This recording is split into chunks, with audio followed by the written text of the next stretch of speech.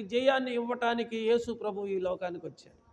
నీకు జయాన్ని అనుగ్రహించడానికి, నీ యొక్క అపజయాన్ని జయంగా మార్చడానికి యేసు ప్రభు వారి లోకానికి వచ్చాడు. హల్లెలూయా. పాపం చేసే ప్రతి వాడును ఆజ్ఞను అతిక్రమిస్తూ ఉన్నాడు.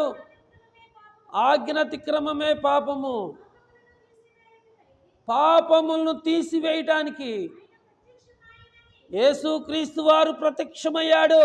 పాపములను తీసివేయటానికి యేసయ్య ఈ లోకానికి వచ్చాడు.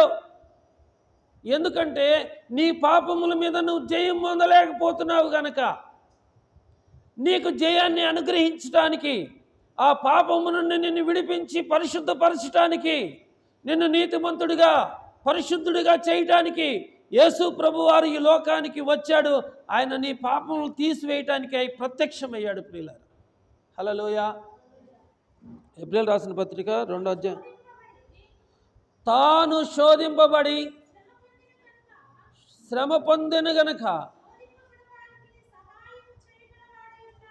తాను శోధించబడి శ్రమ పొందెను గనక శోధించబడు వానికి సహాయం చేయగలవాడై ఉన్నాడు. హల్లెలూయా. యేసు ప్రభు వారు శోధించబడ్డాడు, కానీ ఆయన పాపం లేనివాడిగా ఉన్నాడు. మనం అనేక విషయాల్లో శోధించబడుతున్నాం, కానీ మళ్ళీ మనం పడిపోతున్నాం. ఆ శోధనలో పడిపోతున్నాం.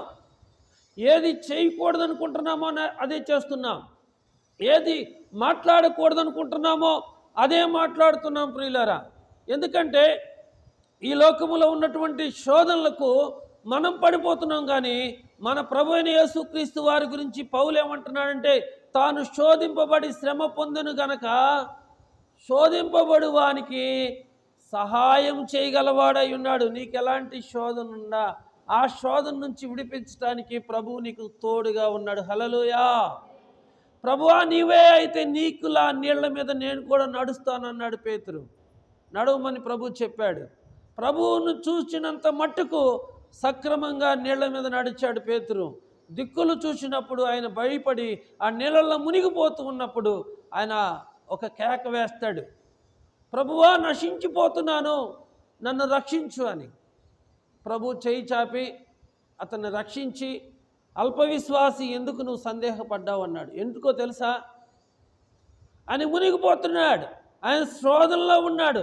ఆ శోధనలో ఆయన ముంచివేస్తుంటే ప్రభు దక్షిణ హస్తం చాపి ఆయనను ఆదుకొని, అల్పవిశ్వాసి, నువ్వు ఎందుకు సందేహపడ్డావు అన్నాడు. ఎందుకంటే ప్రియమైన వారలారా, ఈ లోకంలో అప్పు సమస్యల చేత మీరు బాధపడుతూ ఉంటే అప్పు సమస్య నుంచి విడిపిస్తాడు. జబ్బు సమస్య నుంచి మీరు బాధపడుతూ ఉంటే ఆ సమస్య నుంచి దేవుడు మిమ్మల్ని విడిపిస్తాడు. ఈ లోకములో ఏ చెడ్డ అలవాటైనా, ఏ దురలవాటైనా నిన్ను, నీ కుటుంబాన్ని పాడు చేస్తుంటే నువ్వు చేయవలసింది ఒకటే, ప్రభు వైపు చూడు. ఎందుకంటే తాను శోధింపబడి శ్రమ పొందును గనక శోధింపబడు వానికి ఆయన సహాయం చేయగలవాడై ఉన్నాడు. మరొక వచనాన్ని కూడా మీ దృష్టికి తీసుకురావాలని ఆశపడుతున్నాను. చూడండి, 4వ అధ్యాయం 15వ వచనం. నా ప్రధాన యాజకుడు మన బలహీనతల యందు సహానుభవము లేనివాడు కాడు. ఆగండి. మన ప్రధాన యాజకుడు ఎవరు? ప్రధాన యాజకుడు అంటే మన ప్రధాన యాజకుడు ఎవరు? గట్టిగా చెప్పాలి, యేసయ్య. మన ప్రధాన యాజకుడు మన బలహీనతల యందు సహానుభవం లేనివాడు కాడు. కానీ అంటే నువ్వెన్ని విధాలైనటువంటి బలహీనతలతో నువ్వు బాధపడుతున్నావో అన్ని బలహీనతలు ప్రభువుకు తెలుసు. సాతానుడు ప్రభు దగ్గరికి వచ్చాడు, నువ్వు దేవుని కుమారుడు అయితే రాళ్లను రొట్టెలుగా మార్చమన్నాడు. నువ్వు దేవుని కుమారుడు అయితే ఈ దేవాలయ శిఖరం నుంచి కిందకు దూకు అన్నాడు. ఇదిగో ఈ లోకరాజ్యాలన్నీ నీకు నేను ఇస్తాను, నువ్వు నాకు సాగిలపడి నమస్కారం చేయమన్నాడు. ప్రభు సాతానుడి మీద జయం పొందాడు. హల్లెలూయా. సాతానుడు శోధిస్తాడు, ప్రభు మనకు జయం ఇస్తాడు. నువ్వు అపవాది వైపు చూస్తే ప్రియమైన వాళ్ళరా, నువ్వు జయం పొందలేవు. పరిస్థితులు ఎలాంటివైనా, ఎటువంటి సమస్యలు నువ్వు ఎదుర్కొంటున్నా, నువ్వు ప్రభు వైపు చూస్తే దేవుడు ఖచ్చితంగా జయమిస్తాడు. హల్లెలూయా. పేతురు మునిగిపోతూ ప్రభు వైపు చూశాడు, ప్రభువా నన్ను రక్షించుమని. ప్రభు వదిలిపెట్టాడా? మరి మిమ్మల్ని ఎందుకు వదిలిపెడతాడు దేవుడు? బాధలు ఎక్కువైపోయినాయి, కష్టాలు ఎక్కువైపోయినాయి అని ఇంట్లో పండుకుంటే, టీవీలు చూస్తే, సినిమాలు చూస్తే, తిని తాగితే మీ బాధలు పోతాయా? మీరు దేవుని వైపు కదా చూడాలి. అందుకని మన ప్రధాన యాజకుడు మన బలహీనతల యందు సహానుభవం లేనివాడు కాడు, కానీ సమస్త విషయములలో మనవలే ఆయన శోధింపబడినను ఆయన పాపము లేని వాడిగా ఉన్నాడు. హల్లెలూయా. నాలో పాపమున్నదని మీలో ఎవరైనా స్థాపించగలరని ప్రభు చెప్పాడు. ఈ రోజుకి ప్రభులో పాపం ఉందని ఎవడు ముందుకొచ్చి చెప్పినవాడు ఎవడు లేడు. చేతవాత కానీ మాటలు మాట్లాడేవాళ్ళు లోకంలో బోల్డ్ మంది ఉన్నారు, కానీ ఆధారాలతో చూపించాలి, ఆధారాలతో చూపించాలి. పిచ్చి పట్టి పిచ్చి మాటలు మాట్లాడేవాడు మాటలు మనం వినాల్సిన అవసరం లేదు. ఆధారాలతో ప్రభువులో ఈ పాపం ఉందని చూపించగలిగిన వాడు ఎవడూ లేడు. ఎందుకంటే నాలో పాపం ఉన్నదని మీలో ఎవరైనా స్థాపించగలరా అన్నాడు. అందుకని మన ప్రధాన యాజకుడు మన బలహీనతల యందు సహానుభవం లేనివాడు కాడు, కానీ ఆయన మనవలే సమస్త విషయములలో శోధింపబడినను ఆయన పాపం లేనివాడిగా ఉన్నాడు. Jesus my hero. ఆయన హోలీ మ్యాన్. ఆయనలో పాపం లేదు, ఆయనలో పాపం లేదు. ఆయన పరిశుద్ధుడు, ఆయన మాత్రమే పరిశుద్ధుడు. ఎవడు పరిశుద్ధుడి కాదు, ఎవరు పరిశుద్ధుడి కాదు.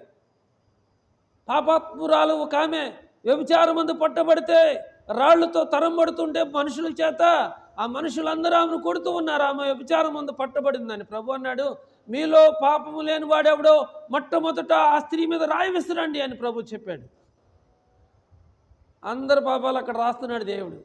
ఒక్కొక్కడు రాయి తెచ్చిన రాయి అంతా ఇసిరేసేసి కింద పడేసేసి వెళ్ళిపోతూ ఉన్నారు. ప్రభు ఒక్కడే ఉన్నాడు అక్కడ. ఎందుకు? ఆయనలో పాపం లేదు కాబట్టి. హల్లెలూయ. ప్రభు ఒక్కడే ఉన్నాడు. అమ్మా నిన్నెవరు శిక్షింపలేదా? లేదు ప్రభువా, నన్ను ఎవరు శిక్షింపలేదు. నేను కూడా నీకు శిక్ష విధింపను, నేను కూడా నీకు శిక్ష విధింపను అన్నాడు. అంటే ఏంది? శిక్ష విధించే శక్తి ప్రభువుకు ఉంది. ప్రభు అంటాడు ఒక సందర్భంలో, నేను లోకానికి తీర్పు తీర్చడానికి రాలేదు, లోకాన్ని రక్షించడానికి లోకానికి వచ్చాడు. నా దేవుడు లోక రక్షకుడు, నా దేవుడు పరిశుద్ధుడు, నేను ఆరాధించే దైవం పరిశుద్ధుడు. ఆయనలో ఏ లోపం లేదు, ఏ పాపం లేదు. ఆయన సమస్త ఉగ్రత నుంచి మనం విడిపించే దేవుడు, సమస్త దౌర్భాగ్య జీవితం నుంచి మనం తప్పించే దేవుడు. ఆయన పరిశుద్ధుడు. ఎందుకంటే మనం లోకంలో రకరకాలైనటువంటి పాపాల చేత జీవిస్తూ ఉంటే, ఆ పాపాల మీద జయం మనం పొందలేకపోతే, ఆ పాపం వల్ల వచ్చే జీతము మరణం కనుక, ఆ మరణం మనల్ని నరకానికి దారితీసింది కనుక, ఆ నరకం నుండి తప్పించడానికి యేసు ప్రభు వారు ఈ లోకానికి వచ్చాడు. నీ కొరకు, నా కొరకు. మన తల్లిదండ్రులు అట్టి త్యాగం చేయలేరు, మన అన్నదమ్ములు అట్టి త్యాగం చేయలేరు, మన అనుకున్న వారు ఎవరు కూడా అట్టి త్యాగం చేయలేరు. యేసు ప్రభు వారు తెలిసి నీ కొరకు చనిపోయాడు. తెలియకుండా చనిపోలా, పొరపాటును చనిపోలా, తెలిసి చనిపోయాడు. నువ్వు పాపం మీద జయం పొందలేకపోతున్నావని, ఆ పాపం నుంచి నిన్ను విడిపించి నిన్ను పరిశుద్ధపరచడానికి యేసయ్య ఈ లోకానికి వచ్చాడు. హల్లెలూయా. మన ప్రధాన యాజకుడు మన వలె సమస్త విషయములలో శోధించబడినప్పటికీ ఆయన పాపం లేనివాడిగా ఉన్నాడు. ఆయన మాత్రమే పాపం లేనివాడిగా